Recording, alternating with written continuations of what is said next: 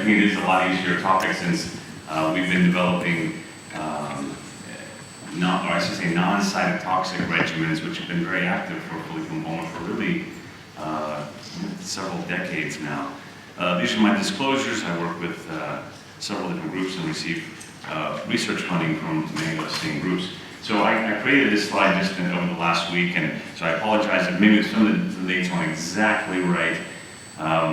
And we had some turbulence on the plane, so we see these arrows around down. But follicular lymphoma, we've known about this for quite a while. It was first described in the 20s, and we really didn't know that it was a BCL2-driven disease until the 1970s. I think most of us know that we were using nitrogen mustard to treat basically all hematologic malignancies back in the 50s and 60s after discovering these drugs were quite cytotoxic, especially on lymphocytes. Chlorambucil was really introduced in kind of the late 60s, and then we began to use combination therapy with drugs like cytoxin, vincristine, and steroids, followed by CHOP, and there was a short era, on which one of these is a pointer? Here we go. A short era where we used fairly aggressive regimens to try to eradicate the malignant clone in follicular lymphoma. This alternating ATT alternating triple therapy is a regimen that we used in Houston, which was 12 cycles of alternating chemotherapy, methotrexate, ESHAP-like regimen, along with CHOP. And then I always joke if patients still wanted to come back and see us after that, we gave them a year of interferon maintenance, which was a very spicy meatball, as you can imagine. But and I'll show you some of the curves from that approach. But really since the 2000s, since in the 2000s, you can see that, and I wrote all these in green as the kind of newer targeted or biologic drugs. They're all non-cytotoxic with the exception of bendamustine, and bendamustine, as we all know, is really an old drug that just happened to be approved late. But all the current therapies are no longer DNA, well, pretty mild on DNA and are not genotoxic. This is basically the outcomes of patients with low-grade lymphoma in Houston since World War II. And you can see that if you made it to Texas, the outcomes have gotten better with each subsequent era. And I joke, it's not really unique to Texas. This obviously happened in Germany, Italy, and everywhere else. But if you track this line out to 10 years out, most of these patients are not dying of the disease. And this is very relevant because a lot like Hodgkin's lymphoma now, what we don't want to do is expose these patients to permanent or debilitating toxicities if they're not going to die of their lymphoma. So in the newer era, we have to figure out ways to hopefully maintain the same survival without cardiotoxic drugs, without myelosuppressive drugs, without giving patients AML. Now, this is some of the regimens that we've used at MD Anderson. Again, this is really the last 30 years. CHOP with bleomycin, ATT, this is that alternating triple therapy, that really spicy meatball. This is using ATT with interferon and with fludarabine. But you can see that even using really cytotoxic chemotherapy, the overall survival was a little bit better. But if you look at failure-free survival, it's really not much better than using CHOP alone. And I think this really highlights the failure of going down this road of more and more chemotherapy, at least in low-grade lymphomas. We've not significantly changed long-term outcomes of these patients. But I will argue that chemotherapy in a subset of patients is obviously very, very effective. And regardless of the regimen that you look at here, about 40% of patients probably will never relapse with their disease. And we have patients now that we've been following 30 years out. I'm sure you've seen these patients that have had fludarabine and are now decades later and at least functionally are cured. But we don't know who those patients are. So why do we need better treatment? As I've been trying to show you, chemotherapy, although it's very effective, it is associated with long-term and acute toxicities. There's obviously nausea, hair loss, fatigue, secondary cancers like AML. Most patients, although 40% are cured, 60% are not. And we are not able to select patients, which means since we can't figure out who those patients are that are cured, at least in the current era, everyone gets a full 6 cycles of CHOP or bendamustine, and we'll probably go treating these folks. Now, in the last couple decades, we've really begun to understand how biology drives follicular lymphoma. And in this disease, there's several other non-malignant cells, there's cytokine profiles, there's antigen-presenting cells that are different in the tumor microenvironment and in the bone marrow compared to normal patients. And it's likely these biologic changes which are driving this disease. So I'm not going to talk about all of these, don't worry, but there are many new biologic non-targeted, or I should say targeted therapies that are in development and have shown variable activity in low-grade lymphomas, HDAC inhibitors, EZH2 inhibitors, I'll talk about PI3K inhibitors quickly, BTK inhibitors, CAR T cells, and monoclonal antibodies. This was shared by Ava Kimby. This is a paper they just published last year with their long-term outcomes of rituximab as a single agent in patients that were in need of treatment in low-grade lymphoma. And you can see here, although there wasn't a lot of benefit of adding interferon to rituximab monotherapy, that many patients, this is 20 years out, many patients do quite well without chemotherapy. This is lymphoma-specific survival. You can see, with just rituximab alone, less than 20% of patients are dying of their follicular lymphoma with pretty long follow-up. And again, I use this slide again to highlight that there is probably a place for non-chemo. Unfortunately, we don't know how to select these patients or to select the patients that are cured with traditional chemotherapy. Now, the kind of the biologic or non-targeted drugs that have made the biggest impact in follicular lymphoma outside of CD20s are the PI3K inhibitors. There are about 7 or 8 of these in clinical development. I just picked 5, so no offense to anybody in the audience that's developing a different drug. But the ones that are currently FDA approved in the United States are umbralisib, idelalisib, and idelalisib, duvelisib, and copanlisib. Umbralisib will likely be approved soon, and this is inside a different drug. These drugs were approved on pretty much all on phase 2 single-agent trials. This is the one from idelalisib, pretty simple design, took relapsed follicular lymphoma, gave them all. This drug is a single agent until they progressed. And you can see by the waterfall plot, patients, pretty much almost all patients had some reduction in tumor volume. And these are patients in this study who were failing rituximab, and many of them were refractory to chemotherapy. So good drug. Unfortunately, it's not cured. And despite that waterfall plot, you can see that most patients were progressing in less than a year. So at least as a single agent, non-chemo, targeted, works well, but is probably not saving the lives of patients who are relapsing late in their disease, as it does just extend their progression-free survival. And these drugs, unfortunately, at least the early drugs in this class, are associated with some significant adverse events.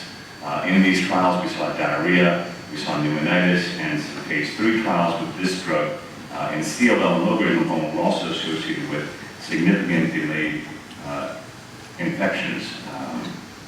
And those adverse events don't seem to plateau while you're on the drug. Initially, we thought that you either had diarrhea early or you had it 3 to 6 months and then it went away. But longer follow-up suggests, as you can see here, that even up to 4 years, patients are still having these late events of diarrhea, at least with idelalisib. The copanlisib is an IV formulation of a PI3K inhibitor. As I mentioned, it's also approved in the United States. It has a slightly different profile. It also hits delta, although it does not appear to have the same, I'm not sure, sorry, I don't have all the AEs here, but the colitis rate is quite low compared to idelalisib. It has a very similar overall response rate and PFS as idelalisib. And finally, duvelisib was also recently FDA approved. It's an oral PI3K inhibitor as well. It also has a response rate that's fairly similar and a PFS that's getting close to a year. If you look at all of these drugs that, again, are active in low-grade lymphoma, it's interesting, they all look pretty similar with regards to overall response rate, and PFS is all right around a year. So now we're really trying to figure out how to use these drugs in patients with follicular lymphoma by changing the dosing schedule, maybe changing the delivery of these drugs, changing the how long they get the drug to try to eliminate some of these long-term side effects. But it's a very good class of drugs for lymphoma. We just have to watch the AE profiles. Now, I think I have to watch my time. I don't have a timer up here. 3 minutes? Okay, so. At least 2 minutes. Okay, so I'll finish in just a couple, since I'm supposed to keep it fair and balanced. So I will try to be fair and balanced. This is obviously a bit of bias on lenalidomide. These are the very early trials where we look at lenalidomide and rituximab. So very high overall response rates and progression-free survival with this doublet in newly diagnosed low-grade lymphomas. And this lenalidomide rituximab phase 2 experience launched the relevance trial, which Gio, myself, and several people on the stage were involved in. And it was a pretty simple design.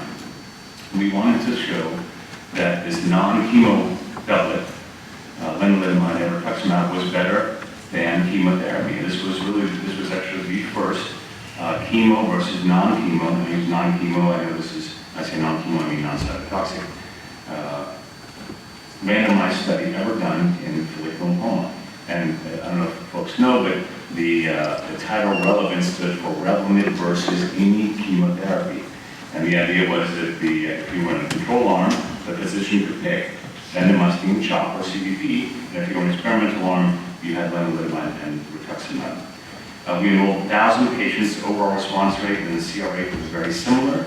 And the PFS was essentially identical with now about 3 to 4 years follow-up. Now, this study was built as a superiority trial, so it did not hit its primary endpoint. However, as you can see, the PFS was nearly identical, despite the fact that there were no cytotoxic agents in the experimental arm.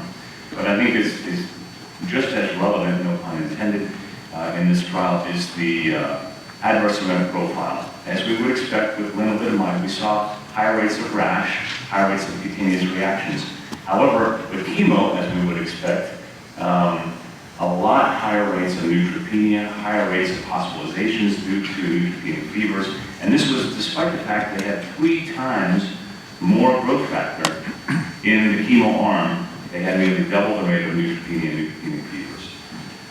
Now, and also, I don't want to slide here, there were higher rates, although not statistically different, higher rates of secondary cancers in the chemo arm compared to lenalidomide, and we're obviously following these 2 groups closely over time to see how that pans out. This was just presented, and I think we're going to see a follow-up of this AUGMENT trial, some subset analysis at this meeting. This is the AUGMENT trial. Essentially, similar design, only here, instead of chemotherapy, we used rituximab as a single agent in the control arm. Around 350 patients were enrolled, and it showed that lenalidomide rituximab was better than rituximab plus a placebo, and this is in relapsed patients. Here, this is your overall survival. Adverse event profile in this arm showed lenalidomide had more neutropenia, more rash than rituximab. Not surprising, as lenalidomide can inhibit neutrophil development in the bone marrow. And this is my last slide, more or less. I promise you don't. Well, it's not really my last slide. I promise you. Tazemetostat, an EZH2 inhibitor. It's a direct inhibitor of EZH2, which is mutated in about 15% of follicular lymphomas. This was a great trial. This was the first trial where we were able to use a drug that used a molecular target in follicular lymphoma. And you can see that very, very impressive overall response rate, 92%. And you don't remember the number of prior therapies. I think it was like 4 prior therapies was the average. So this is a beat-up group of patients. But if you had a target and you used an inhibitor in that target, it's almost 100% response rate in those patients. Last one is CAR-Ts. I'll just skip this. CAR-Ts look very effective for follicular lymphoma. Early data, this is a subset from the New England Journal paper from Steve Schuster that showed that the CR rate here was pretty high and lots of patients, 14 patients enrolled. About 70% of them maintained durable CRs in relapse setting with follicular. This truly is my last slide, and I don't necessarily have to go through all this. I put this slide up really just to launch discussion. Pros and cons of chemotherapy. Chemotherapy is very effective, and there is a subset of patients that are cured. The downside is it's not going to be the majority of patients. And these drugs are still associated with acute and long-term toxicities. And unfortunately, we cannot predict who those patients are. And so you can see, for example, with things like therapy and alternating therapy, up to 6 to 7% of our patients can develop AML. And that's really scary in a population where 70% of them are not going to die of their disease. So I think we have to find a better way to treat these patients with hopefully milder regimens. I do think that biologics, targeted drugs have that potential, although we don't have long follow-up on these trials. We don't know what for example, the signal is going to look like with secondary cancers with longer follow-up. I hope that it's not going to be higher than chemo, but if we're still in a bit of an unknown area, launching these drugs into early